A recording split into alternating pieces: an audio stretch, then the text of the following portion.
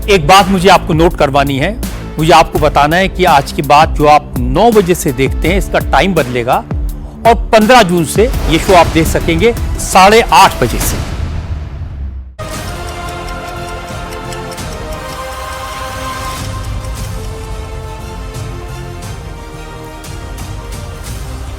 नमस्कार, आप देख रहे हैं इंडिया टीवी। आपके साथ मैं हूं मीनाक्षी जोशी। सुबह के 10 बज रहे हैं, वक्त हो गया है दमदार 10 का। सज्जन कुमार जी, अजीत द्विवेदी जी हमारे साथ स्टूडियो में ही मौजूद है। बहुत स्वागत आप दोनों का। आज सबसे पहले बात होगी जंग की। अमेरिका ईरान के बीच जारी टेंशन के बीच हॉर्मुज में ओमान कोस्ट पर एक और शिप पर अटैक की खबर आई है। हालांकि इसे भारतीय विदेश मंत्रालय ने खारिज कर दिया है। विदेश मंत्रालय का कहना है कि 8 से 11 जून के बीच केवल 3 शिप पर ही हमले हुए हैं। एमटी जलवीर के बाद किसी शिप पर हमला नहीं हुआ है। हॉर्मुज स्ट्रेट में ऑयल टैंकर्स पर अमेरिकी अटैक को लेकर भारत ने पहली बार कड़ा रुख अपनाया है। विदेश मंत्री एस जयशंकर ने अमेरिकी विदेश मंत्री मार्को रूबियो से फोन पर बात की और गल्फ अमेरिकी नौसेना की कार्रवाई के खिलाफ कड़ा विरोध जताया। अमेरिकी हमले में 3 भारतीयों की जान जा चुकी है, इसे लेकर भारत ने आपत्ति जताई। विदेश मंत्री एस जयशंकर ने एक्स पोस्ट पर लिखा, अमेरिकी विदेश मंत्री मार्को रूबियो से बात हुई। मैंने गल्फ में अमेरिकी नेवी के उन हमलों पर भारत की कड़ी आपत्ति दोहराई। इनमें 3 भारतीय मारे गए थे। विदेश मंत्री एस जयशंकर ने आगे लिखा कि कमर्शियल शिपिंग के खिलाफ ऐसी घातक या जानलेवा कार्रवाई सही नहीं है। आपको बता दें कि 8 जून से लेकर 11 जून के बीच हॉर्मुज में ओमान कोस्ट पर 3 शिप्स पर अटैक हुए और इन तीनों शिप पर भारतीय नाविक सवार थे, जिनमें से 3 भारतीय नाविकों की जान गई। इसके बाद भारत ने इस मामले को अमेरिकी दूतावास के प्रभारी अधिकारी को तलब कर औपचारिक विरोध भी दर्ज कराया, लेकिन तब तक एमटी जलवीर पर भी हमला हो गया और अब विदेश मंत्री एस जयशंकर को कड़ी आपत्ति जाहिर करनी पड़ी है। चर्चा को खोलते हैं। अजीत जी, ये जो विदेश मंत्री एस जयशंकर ने कहा, एस जयशंकर ये कह रहे हैं कि such lethal actions on the commercial ships is unacceptable, लेकिन अमेरिका तो पलटी मार रहा है। देखिए, ये अमेरिका इस बात से इनकार नहीं कर सकता है कि उसकी नौसेना ने हमला किया है। ट्रंप ऐसी बातें करते रहते हैं, लेकिन उनकी बात पर यकीन नहीं करना है हम लोगों को, और हम लोगों को फैक्ट्स पर रहना है। जो तथ्य हैं वो क्या है? तथ्य ये है कि अप्रैल के मध्य से अमेरिका ने वहां घेराबंदी कर रखी है अरब सागर में, और वो दावा कर रहा है कि हमने 136 जहाजों को नहीं जाने दिया है, वहां रोक दिया है हमने। उसकी सेना वहां मौजूद है, नौसेना ने उसकी घेराबंदी कर रखी है। जितने जहाज उधर से गुजर रहे हैं, भारत का अगर संदर्भ लें हम लोग, तो भारत के साथ तो अमेरिका मेजर स्ट्रेटेजिक पार्टनर है भारत का। भारत और अमेरिका की नौसेना मिल करके दोनों साझा ज्वाइंट ऑपरेशन करते हैं, ज्वाइंट एशिया पैसिफिक में ही, मतलब प्रशांत महासागर में, हिंद महासागर में साझा अभ्यास करते हैं सेना का। तो इसमें कैसे ऐसी बात छिप सकती है? पहली बात है। दूसरी बात है कि मतलब इस बात से कोई हम एकदम दावे के साथ करें कि अमेरिका का हमला था। अगर ईरान ने हमला किया, अगर मान लीजिए जैसा कह रहे हैं ट्रंप, अगर ईरान ने हमला किया, तो अमेरिकी नौसेना ने उन जहाजों को अबेंडन क्यों किया? अमेरिकी नौसेना ने क्यों नहीं बचाया उन जहाजों को? उसमें जो सेलर डूब रहे थे, जो नाविक डूब रहे थे, उनको बचाने क्यों नहीं आई अमेरिकी नेवी? जब वहां मौजूद थी तो क्यों नहीं बचाया आपने? आप नहीं बचाने गए, ये अपने आप में इस बात का सबूत है कि आपने अटैक किया था, और अटैक करके जहाज को सिंक होने के लिए, वहां के नाविकों को डूबने के लिए छोड़ करके आप चले गए। आप कहते हैं कि हम मेजर स्ट्रेटेजिक पार्टनर हैं, भारत के साथ हम मैरीटाइम एक्सरसाइज करते हैं, साथ में रियल टाइम मैरीटाइम इंफॉर्मेशन हम लोग शेयर करते हैं, भारत और पाकिस्तान, अमेरिका एक दूसरे के साथ, और इसके बावजूद हमारे जहाज पर, अगर आप ही की बात माने, अटैक हो गया, हमारे नाविक जिस पर थे। और एक बात, इस बात की पूरी संभावना है कि अमेरिकी नौसेना उन जहाजों पर मौजूद नाविकों के संपर्क में थी। 110%। बिल्कुल उनके संपर्क में थे। आप जान रहे थे कि किस देश के ये लोग हैं, और ये भी जान रहे थे कि ये तेल वहां नहीं जा रहा है। क्योंकि जो वीडियोस हम उस बोट के अंदर से भी देख रहे हैं, उस शिप के अंदर से भी देख रहे हैं, हिंदी में बातचीत हो रही है, तो ऐसा तो नहीं है कि अमेरिका को इस बात का इल्म नहीं था कि अंदर इंडियन सेलर्स हैं।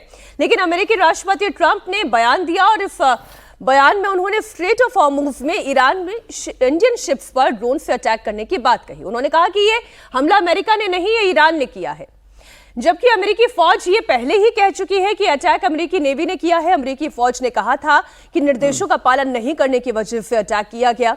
सवाल ये उठ रहा है कि आखिरकार ट्रंप झूठ क्यों बोल रहे हैं? देखिए, ट्रंप की ये झूठ जो है वो सीधी एक लीपापोती है, वो डैमेज कंट्रोल करने की कोशिश कर रहे हैं।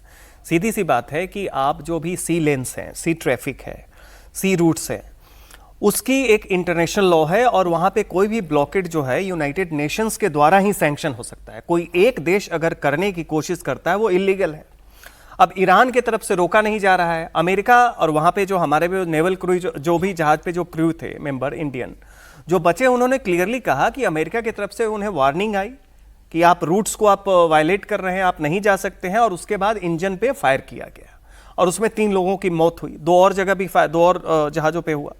वैसी स्थिति में ट्रंप का ये बयान जो है बिल्कुल इसमें कोई फैक्ट नहीं है। वो ये नहीं कह रहे हैं कि अमेरिकी नौसेना ने ये इंडियन क्रू वाले जहाजों पे हमला नहीं किया, वो कह रहे हैं कि ईरान ने भी ड्रोन अटैक किया जिसे हमने मार गिराया। सवाल ये उठता है कि आप ये कहना चाह रहे हैं कि अगर हमने किया उस पर बात नहीं करेंगे, ईरान भी कर रहा है, तो ये एक डैमेज कंट्रोल की बात है। और सीधी सी बात है, अमेरिका की साख जो अभी तक विश्व स्तर पे जो अंतरराष्ट्रीय कानून को और शांति को बनाए रखने वाले देश के रूप में थी, अब वो सबसे बड़े वायलेटर के तौर पे उभर रहा है। हम बात करते हैं एक्सिस ऑफ वेल की, रोग देश की, तो ये जो कंडक्ट है कि आप सिविलियन जहाज पे हमला कर रहे हैं, आपकी नौसेना हमला कर रही है, और बावजूद इसके कि 9 तारीख को आपत्ति दर्ज कराई गई थी, उसके बाद फिर हमला होता है। तो ये सीधा दिखाता है कि ट्रंप जो है अब कहीं ना कहीं ये चाह रहे हैं कि थोड़ा डैमेज कंट्रोल हो, जो छवि को नुकसान पहुंच रहा है उनके कारण अमेरिका को। नहीं, ये डैमेज तो कंट्रोल नहीं होगा। इस बार विदेश मंत्री एस जयशंकर की तरफ से कड़ी टिप्पणी रखी गई है। हम युद्ध की स्थिति की भी बात कर लेते हैं, वहां से भी जो अपडेट आ रहा है वो आपको दे देते हैं। ईरान और इस वक्त अमेरिका के बीच में जो भी रस्साकशी आप देख रहे हैं, डील को लेकर जो नेगोशिएशन देख रहे हैं, उस पर बड़ी खबर यह है कि 48 घंटे के अंदर अंदर डील पर मुहर लग जाएगी और डील के बाद ईरान हॉर्मूज खोल देगा। अमेरिका ईरान की फ्री संपत्ति को भी रिलीज कर देगा, ऐसी बड़ी खबर आ रही है। तो क्या ये युद्ध खत्म होने जा रहा है? आप पहले ये बयान सुने। Specific amount of time that has to pass between this memorandum of understanding and a final deal being done. Well, we hope it's going to go relatively quickly, but it's. Is there a 60 or 90 I mean, the day straits are deadline? going to open immediately. It's upon signing. Maybe it'll be Saturday or Or is Monday. there a deadline though to get from this to a final deal? We think it's going to go pretty quickly. I don't want to say a deadline because if I say a deadline, you'll say, "Oh, he didn't meet the deadline." You know, this is like, it's not going to matter much because it's going to get signed, and the strait is open. But the straits have been open for a number of months already, and you just didn't know about it. You know, you as reporters weren't able to get it. I just announced yesterday that we brought a lot of ships through, and nobody knew about it. I guess we did a pretty good job, Peter, right? Essentially, most important paragraph to me: Iran will in no way, shape, or form have a nuclear weapon or purchase a nuclear weapon. But it's just the concept of that agreement when it comes to nuclear. You said this was just a concept of that agreement. So is this just essentially setting the stage for deeper talks on nuclear? It's a very strong memorandum of understanding that is a little conceptual, but it's something that's going to get done. And if it doesn't get done for any reason, which I can't imagine that not happening, they want to sign it as much as I do or more. I would say they want to sign it more, maybe a lot more. But it's a very detailed a memorandum of understanding, also agreed to by many other countries that have great influence over them, and everybody wants it done. So it's going to get done.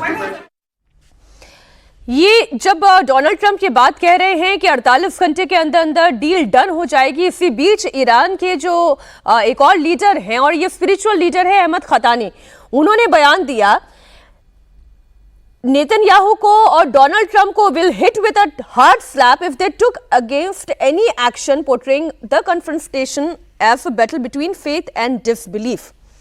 आप एक तरफ बात कर रहे हैं अजीत जी कि जोरदार तमाचा आपके चेहरे पर मारेंगे, दूसरी तरफ डोनाल्ड ट्रंप ये कह रहे हैं कि हमने एक डील का पूरा एमओयू तैयार कर लिया है। ये अंडरस्टैंडिंग है क्या? नहीं, ये अंडरस्टैंडिंग तो बन गई है, क्योंकि अरागची ने भी जो पोस्ट किया अपना, उससे ये लग रहा है कि अंडरस्टैंडिंग बन गई है।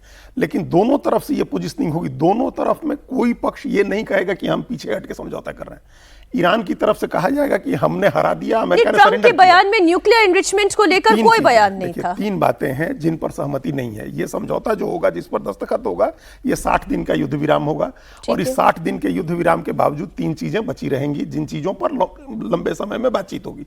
उसमें पहली चीज यही परमाणु वाला समझौता है कि आप इनरीच नहीं करेंगे, सिविल पर्पसेज के लिए आप इस्तेमाल कर सकते हैं या नहीं कर वो सकते तो वो हैं, पहले और भी कर कितनी रहे थे। निगरानी होगी, ठीक बात है, ठीक है। कितनी निगरानी होगी ये एक इशू होगा। दूसरा, जो संपत्ति जब्त है ईरान की जगह जगह पर, उसको खोलेंगे और ईरान के ऊपर जो पाबंदी लगाई गई है, इंटरनेशनल सैंक्शंस हैं, उस सैंक्शंस को हटाएंगे या नहीं हटाएंगे, ये दूसरा इशू है। और तीसरा इशू है कि जो युद्ध के कारण नुकसान हुआ है उसके मुआवजे का क्या तंत्र बनेगा। ये 3 इशू अनरिजॉल्व रहेंगे, इन पर एक सहमति बनेगी, इनका एक ब्रॉडर फ्रेमवर्क तय हो जाएगा, उस फ्रेमवर्क में आगे बातचीत होती रहेगी। 60 दिन के लिए एक युद्ध विराम पर समझौता होने की हॉर्मोज खुल संभावना है। जाएगा? नहीं, देखिए वो तो बिल्कुल सेंट्रल पॉइंट है कि हॉर्मोज नहीं खुलेगा तो अमेरिका उस डील को मानेगा नहीं। सबसे जो इसमें डिफरेंस क्या आ रहा है वो डिटेल का आ रहा है। अमेरिका ये कह रहा है कि आपकी जितने भी मांगे हैं, कि आपके जो लगभग 120 बिलियन डॉलर जो फ्रोजन एसेट्स हैं, उसको हम तुरंत नहीं खोलेंगे, वो परफॉर्मेंस बेस्ड होगा, हम देखेंगे कि डील के बाद आप कैसे करें। ईरान चाहता है कि तुरंत हो जाए। उसके बाद ये भी आ रहा है कि इजराइल को तो अमेरिका ने अबेंडन कर दिया है, तो सवाल, लेकिन अमेरिका को पता है कि इजराइल की कुछ सेंसिबिलिटीज हैं। तो एक तो एनरिच्ड यूरेनियम वाली बात है, तो वहां पे वर्डिंग ऐसा ना हो कि बाद में कोई लूप होल चल जाए। तो बिल्कुल मेमोरेंडम ऑफ अंडरस्टैंडिंग की वर्ड्स क्या हो, शब्द क्या हो, ताकि उसके बाद कोई भी देश या इजराइल मान लीजिए कल के डेट में ये ना कह सके कि नहीं नहीं इसकी वर्डिंग्स को हम अपने तरीके से इंटरप्रेट तो कर मैं सकते भी हैं। इन्हीं शब्दों पे जाती हूँ। अभी अजीत जी ने जो कहा कि 60 दिन का युद्ध विराम, यानी कि डेड एंड नहीं है अभी भी युद्ध का?